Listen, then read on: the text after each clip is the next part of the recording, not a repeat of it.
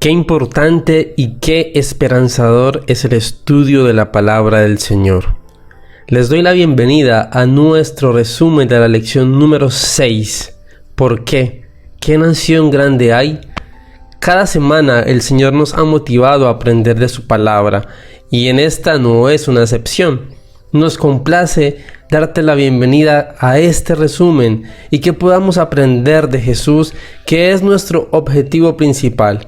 Vamos a orar para comenzar. Señor, gracias te damos por la oportunidad, por la bendición y por el honor de aprender de ti.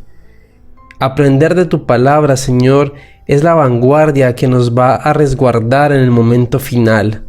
Por favor, que el Espíritu Santo esté en cada uno de nosotros para entender, comprender lo que deseas decirnos. En Jesús, amén.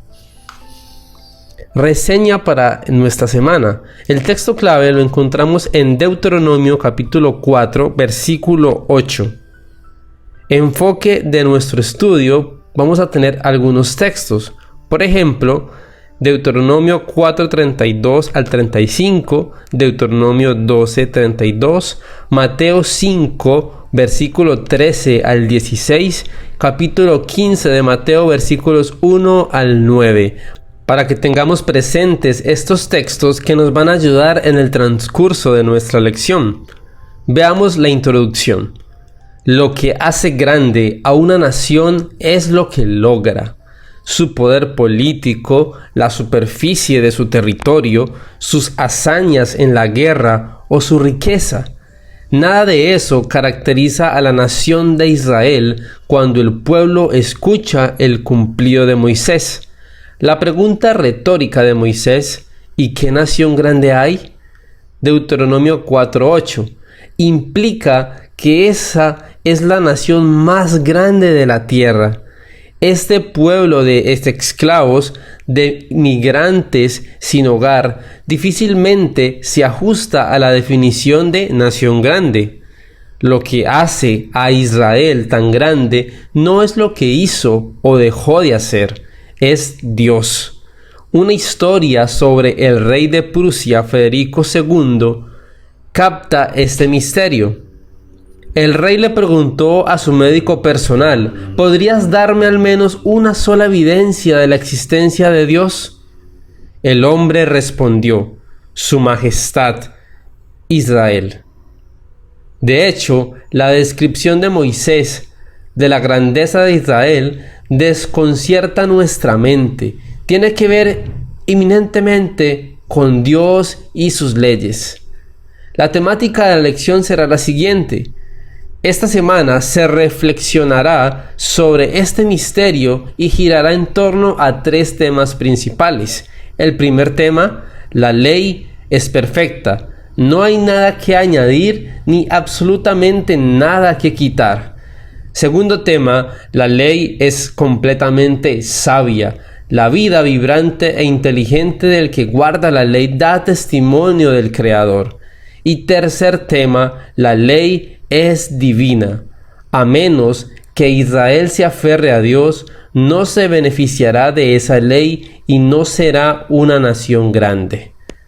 Al estudiar el valor y la autoridad de las antiguas leyes de Moisés, consideraremos si todavía son relevantes para el mundo moderno.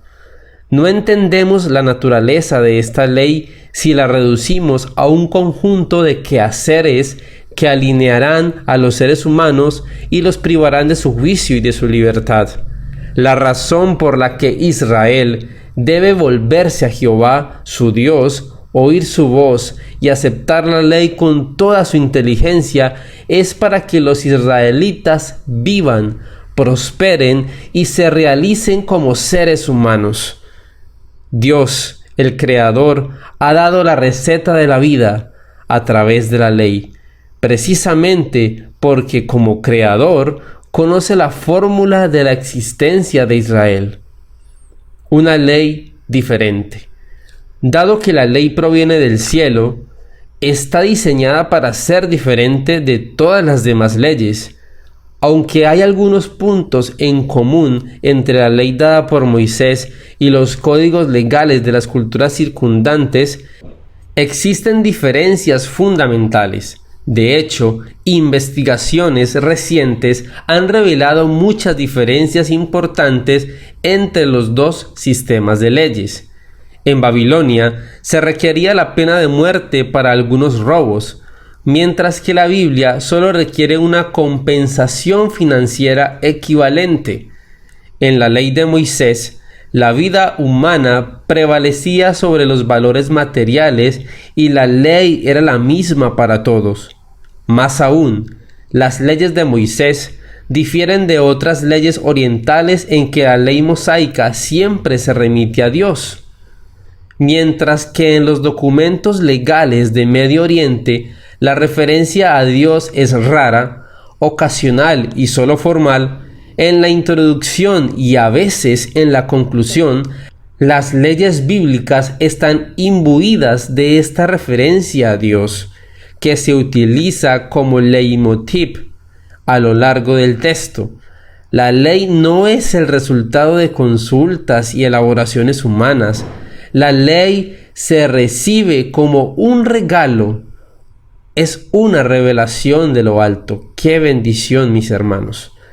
La importancia en la Biblia de las llamadas leyes apodícticas, es decir, leyes que son absolutamente normativas, es notable.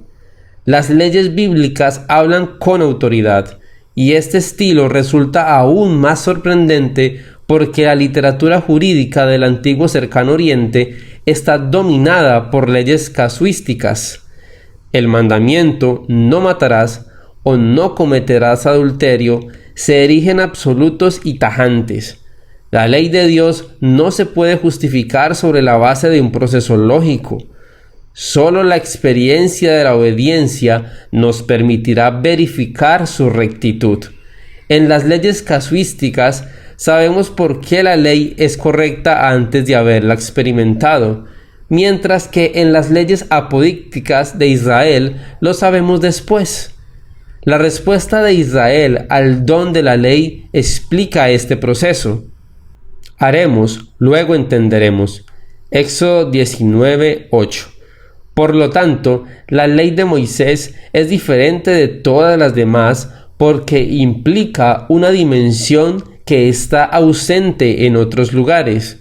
Israel obedecerá por fe. Una ley universal. Desde el inicio. La ley de Moisés no describe como una expresión de la cultura y la sabiduría específica de Israel. Moisés aclara ese asunto al referirse al horizonte cósmico y a la creación pasada. Incluso antes de que existiera Israel, investiga los tiempos pasados y examina la tierra de un extremo a otro del cielo. Esta intención universal de la ley también se observa dentro de la ley misma. Una de las señales más elocuentes de la invitación universal de esta ley es su referencia de la creación. Es de destacar que, en el Decálogo, el sábado, el monumento conmemorativo de la creación, se sitúa en su centro geométrico y temático. Ese es precisamente el lugar donde se ponía el sello en los antiguos documentos de pacto. Esta posición del sábado sugiere que la percepción de Dios como creador se encuentra en el corazón de los 10 mandamientos, que también reflejan las 10 palabras de la creación. Asimismo, las leyes alimentarias kosher, que distinguen entre carnes limpias e inmundas, nos recuerdan a Génesis 1. De hecho, el lenguaje de Levíticos 11, que registra estas leyes, utiliza las mismas palabras técnicas y las mismas expresiones estilísticas: bestias, reptil que se arrastra, según su especie, y otras. Además, la lista de animales de Levíticos 11, 2 al 8 sigue la misma secuencia que en Génesis 1, 24 al 26, el sexto día de la creación. Por ejemplo, la creación de los seres humanos se relaciona sucesivamente con la creación de los animales acuáticos, Levíticos 11, 9 al 12, comparar con Génesis 1:26. Es muy importante que tengamos presente estos textos, mis hermanos, para que podamos ahondar un poco más e investigar. Seguida de la creación de los animales que vuelan, Levíticos 11:13 al 23, comparar con Génesis 1:26, y finalmente de los animales terrestres y los reptiles, Génesis 1:26 igual y Levíticos 11:24 al 43. Por último, en Levíticos 11, como en Génesis 1:24 al 26, la relación entre los seres humanos y los animales tiene su contraparte en la relación entre la humanidad y Dios. En Génesis 1:26, el deber de ejercer dominio sobre los animales se relaciona con el hecho de que los seres humanos fueron creados a imagen de Dios. Además, en Levítico 11, el deber de distinguir entre carnes limpias e inmundas está asociado con el hecho de que la santidad humana refleja la santidad divina. Seréis santos porque yo soy santo. Ley vigente. Debido a que están relacionadas con la creación, las leyes religiosas y morales del Decálogo, así como las leyes alimentarias de las carnes limpias y las inmundas, son universales y por lo tanto siguen siendo aplicables a cualquier ser humano. Las llamadas leyes ceremoniales, que se relacionan con el templo y los sacrificios, estaban destinadas a desaparecer con él.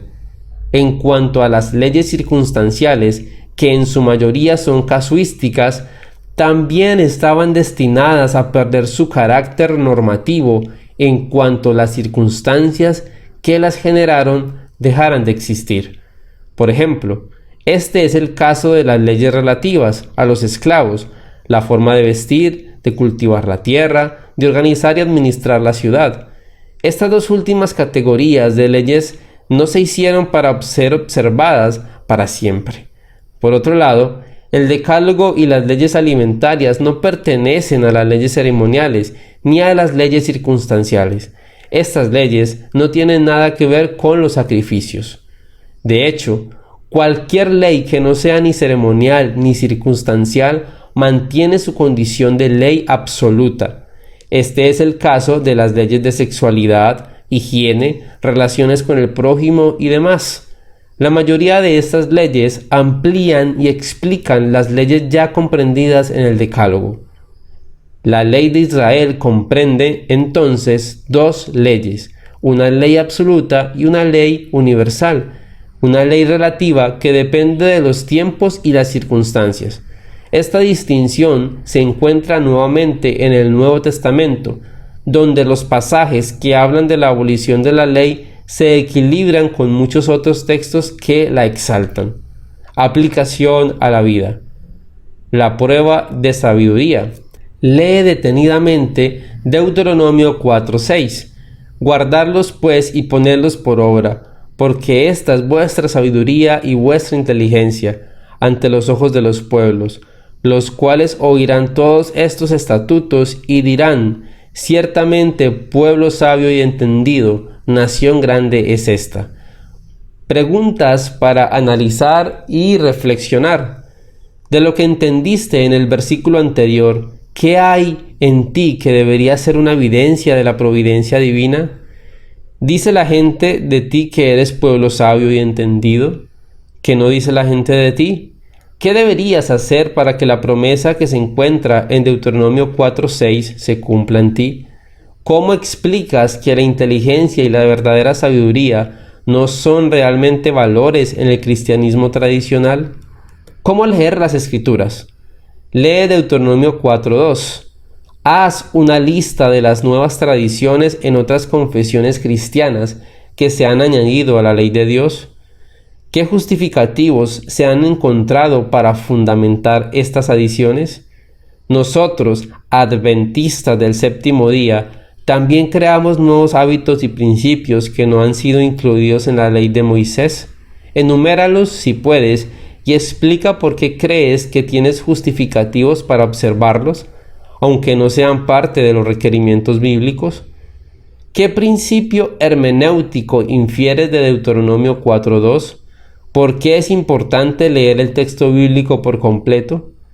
¿Qué pasajes bíblicos tiendes a descartar? Por ejemplo, el Antiguo Testamento versus los Evangelios, Eclesiastés versus el Pentateuco. ¿Y por qué? Busca razones por las que deberías incluirlos en tu lectura de las Escrituras. Mis queridos hermanos, esta lección nos lleva a reflexionar sobre la vida que cada uno de nosotros está teniendo con Dios. Cómo nuestro estudio diario, cómo la aplicación de las Sagradas Escrituras la podemos entender. Y de la misma forma, si en la actualidad estamos siendo una nación grande para el Señor, no por nuestros méritos o por lo que podamos realizar, sino porque Cristo nos ha encomendado una labor y una misión esencial. ¿La estamos cumpliendo? ¿Estás poniendo tus dones y tus talentos al servicio del Señor? ¿Qué estamos haciendo con nuestro tiempo para valorar lo que el Señor quiere darnos? Son preguntas que se suman para reflexionar y que podemos compartir con nuestros hermanos en la clase del sábado. Señor, en tus manos nos ponemos cada día. Sabemos que por momentos nos faltan demasiadas cosas para agradarte, para poder cumplir el objetivo que quieres con nosotros. Sin embargo, Padre Celestial, en este momento queremos abrir nuestra vida para que obres en cada uno de nosotros. Llénanos de tu gracia, de tu poder y permítenos cada día ser más semejantes a ti. En Jesús. Amén. Gracias, mis queridos hermanos, por haberse quedado hasta el final del resumen de la lección de Escuela Sabática. Te invitamos a que compartas este video, que te puedas suscribir si aún no lo has hecho y que le des like para que puedan recomendarlo a muchas más personas que necesitan aprender y conocer de Jesús. Dios te bendiga y te guarde grandemente.